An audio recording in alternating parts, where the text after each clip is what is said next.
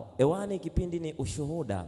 Niko na mtumishi wa Mungu hapo, atajitambulisha majina yake, atatuambia ni nini ambacho Mungu amekitenda katika hii madhabahu toka ameanza kushiriki ibada. Karibu sana. Asante, nashukuru sana ndugu mtangazaji. Ninaitwa Elisa Manase. Mimi ni yule ambaye nilitoa ushuhuda mara ya kwanza.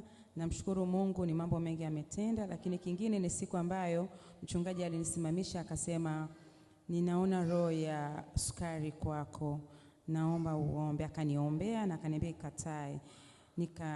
Kweli nikakataa ile roho, lakini baada ya siku chache niliumwa, nijisikia vibaya sana. Kufika hospitali nikakutwa na sukari 10, lakini dokta akaniambia hapana, si ya kwako, ninaomba usikupe stress. Nenda tu nyumbani kapumzike, baada ya siku 5 urudi.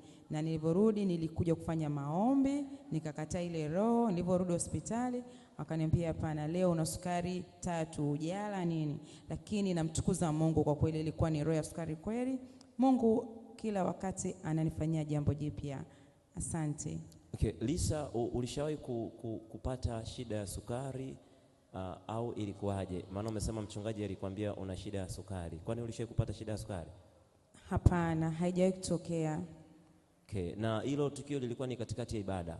Ilikuwa ni katikati ya ibada tu, from nowhere mchungaji akanifuata akaniambia, naona roho ya sukari mwanangu, kemea, hilo ni pepo. Na baada ya hapo, baada ya siku chache, kwa kweli niliumwa, yani nijisikia vibaya. Nilikwenda hospitali, cha ajabu daktari alinipima vipimo vingi vikiwemo sukari.